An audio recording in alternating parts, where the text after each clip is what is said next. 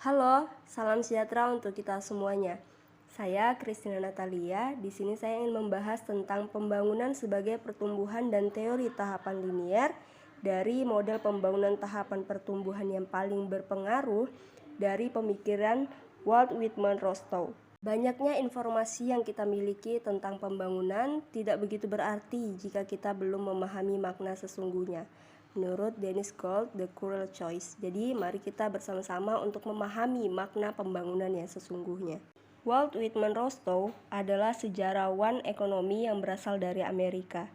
Dia berpikir bahwasannya transisi dari keterbelakangan ke perekonomian maju dapat diuraikan dalam serangkaian langkah atau tahap yang harus dilalui oleh semua negara. Inti pemikiran dari teori Rostow adalah sebuah negara itu bergerak melalui tahapan-tahapan yang berurutan dalam upaya mencapai kemajuan. Tahapan yang dimaksud oleh Rostow dituliskan dalam bukunya yang berjudul The Stage of Economic Growth, di mana di dalam buku ini menyajikan cara sejarawan ekonomi mengeneralisasi perjalanan sejarah modern. Rostow membagi pertumbuhan ekonomi menjadi 5 tahap atas dasar kemajuan tingkat teknologi, yaitu tahapan pertama adalah tradisional. Masyarakat tradisional menurut Rostow adalah masyarakat yang fungsi produksinya sangat terbatas dan sikap masyarakatnya seperti sebelum Newton.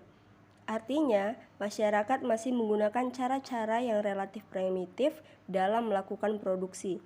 Menurut Rostow, dalam suatu masyarakat tradisional, tingkat produksi per kapita dan produktivitas per pekerjanya itu masih sangat terbatas. Hal ini diakibatkan karena tahapan tradisional ini masih didominasi oleh sektor pertanian. Yang kedua ada tahapan transisi atau prakondisi sebelum lepas landas untuk mencapai pertumbuhan yang berkelanjutan. Tahapan ini bisa dikatakan tercapai jika ada perubahan karakteristik yang penting dalam suatu masyarakat. Misalnya terjadi perubahan struktur tenaga kerja dari pertanian ke industri. Di tahapan transisi atau prakondisi sebelum lepas landas ini terdapat 2 corak, yaitu corak yang dialami oleh negara-negara Eropa, Asia, Timur Tengah, dan Afrika, di mana tahap transisi terjadi ketika ada perombakan masyarakat tradisional yang sudah lama ada di daerah tersebut.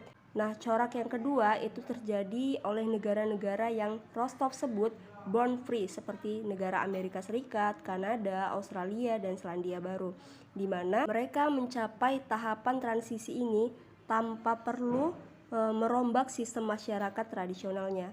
Hal ini diakibatkan karena masyarakat negara-negara tersebut terdiri dari imigran yang telah mempunyai sifat-sifat yang dibutuhkan oleh suatu masyarakat untuk tahap prakondisi ini. Selanjutnya ada tahapan lepas landas atau take off. Di tahapan ini, pertumbuhan merupakan sesuatu yang bisa berjalan dengan lancar tanpa adanya hambatan yang berarti seperti pada tahapan sebelumnya, tahapan transisi. Pada tahapan ini, tabungan dan investasi yang efektif meningkat dari 5% menjadi 10% dari pendapatan nasional atau lebih. Mana jika investasi yang semakin tinggi dan akhirnya akan mempercepat laju pertumbuhan pendapatan nasional dan melebihi tingkat pertumbuhan penduduk, dengan demikian tingkat pendapatan per kapita juga semakin besar. Pada tahapan ini juga, industri-industri baru akan mulai berkembang dengan sangat pesat.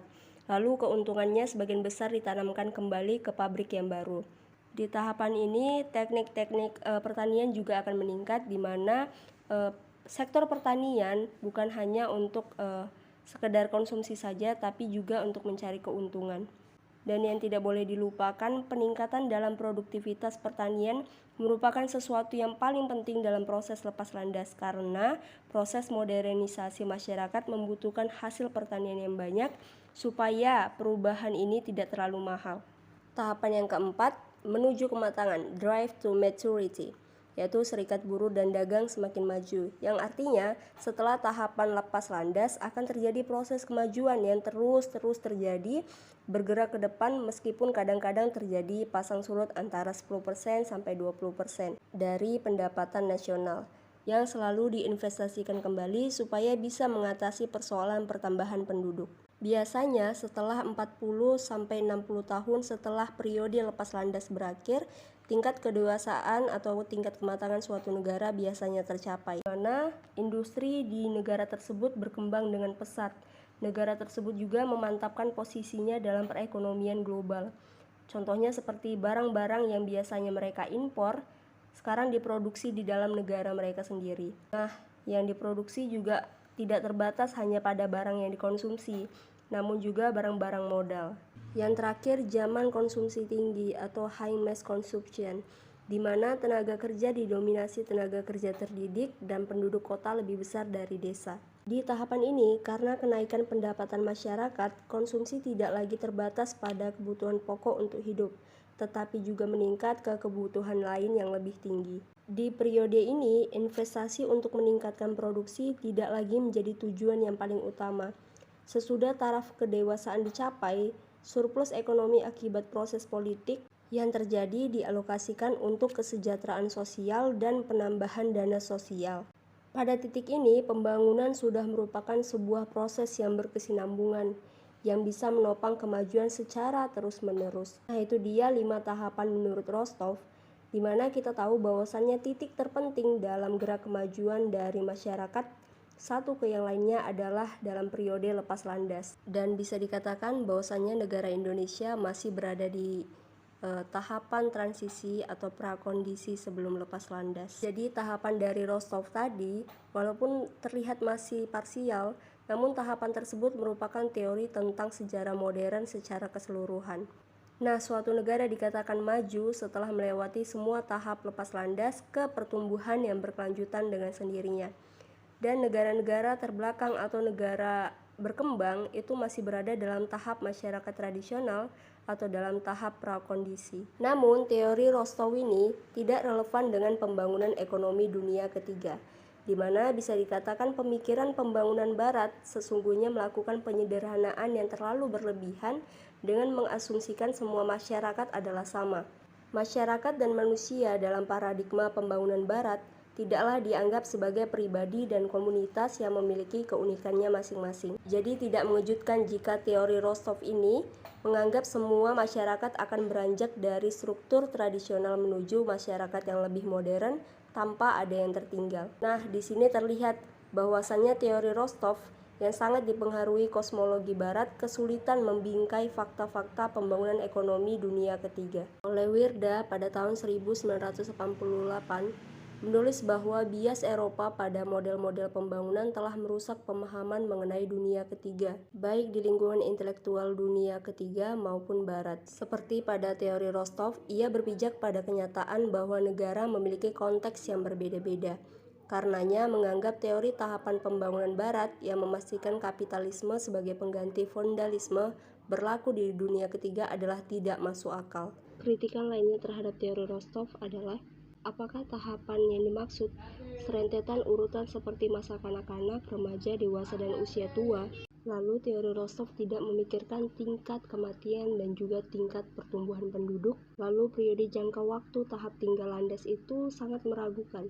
Pada masa prakondisi, masih banyak pengembangan pertanian untuk memupuk modal, sehingga tidak jelas batas-batas antara prakondisi landas dengan tinggal landas. Antar tahapan ini akhirnya terlihat timpang tindih karena tidak terlihat batas-batas atau waktu dari tahapan tersebut. Menurut Rostov, tahapan lepas landas itu merupakan hal yang paling penting. Namun, tahapan prakondisi juga merupakan tahapan yang paling kritis. Kritikan lain yaitu adanya masyarakat yang tidak melalui tahapan tradisional. Kita tahu bahwasannya tidak semua negara harus melewati tahapan tradisional karena negara seperti Amerika, Kanada, dan Australia tidak melalui tahapan dari masyarakat tradisional. Negara tersebut merupakan negara prakondisi atau transisi tinggal landas yang diwarisi oleh Inggris sehingga mereka tidak melalui tahapan masyarakat tradisional. Menurut Jinggan tahun 2008. Lalu ada perbedaan antara teori tahapan pertumbuhan pembangunan dari 4 pemikiran. Yang pertama ada Adam Smith yang mengajarkan tentang pasar dengan invisible hand atau pasar bebasnya, di mana Adam Smith mengatakan bahwasannya sistem mekanisme pasar akan memaksimalkan tingkat pembangunan ekonomi yang dapat dicapai oleh suatu masyarakat dengan meminimalkan campur tangan dari pemerintah. Lalu David Ricardo dengan perdagangan bebas antar negara dengan keunggulan kooperatif yang menganalisa mengenai proses terjadinya pertumbuhan ekonomi, menjelaskan bahwa pada awalnya jumlah penduduk sangat rendah dan kekayaan alam masih melimpah. Lalu Karl Marx dengan ekonomi terpimpinnya yang mengatakan bahwasannya ekonomi dengan menitik beratkan masalah kapitalis yang menurut Marx sendiri meramalkan bahwa kapitalis akan mengalami suatu keruntuhan dalam jangka panjang, dan atas dasar ramalan ini maka komunis mendirikan bangunan-bangunan besarnya. Nah, teori ini sangat digunakan dalam kebijakan yang dilakukan oleh Uni Soviet dulu, Cina, dan negara komunis lainnya. Lalu pemikiran dari Rostov yang sudah kita bahas sebelumnya, yang mengartikan pembangunan ekonomi dalam suatu negara itu terdiri dari 5 tahapan yang saling berurutan, dan tahapan yang paling kritis adalah tahap tinggal landas. Nah, spesifik perbedaan antara teori Marx dengan Rostov, yang pertama itu Marx memandang manusia dari sudut yang kompleks dengan berbagai dimensi kebutuhan yang tidak hanya melalui sudut pandang ekonomi tetapi juga sudut pandang budaya. Sedangkan Rostov memiliki cara pandang yang lebih sempit terhadap manusia sebagai homo economicus. Lalu Marx mendasarkan teorinya pada konflik yang terjadi di masyarakat seperti pertentangan antar kelas di masyarakat dan eksploitasi yang terjadi antar suatu kelompok terhadap kelompok yang lain. Sedangkan Rostov memiliki cara pandang terhadap interaksi kelas dalam masyarakat dalam sistem kapitalis. Nah, yang terakhir, Marx berpijak pada asumsi terhadap kepemilikan sumber daya di masyarakat dalam keputusan yang diambil, sedangkan Rostov beranggapan bahwa perubahan ekonomi adalah suatu hal yang lumrah terjadi apabila ada kepentingan di luar aspek ekonomi yang berlangsung dalam kehidupan masyarakat. Ini adalah beberapa referensi yang saya gunakan dalam membahas materi tentang teori pemikiran Rostov kali ini. Sekian dari saya, Christina Natalia. Terima kasih.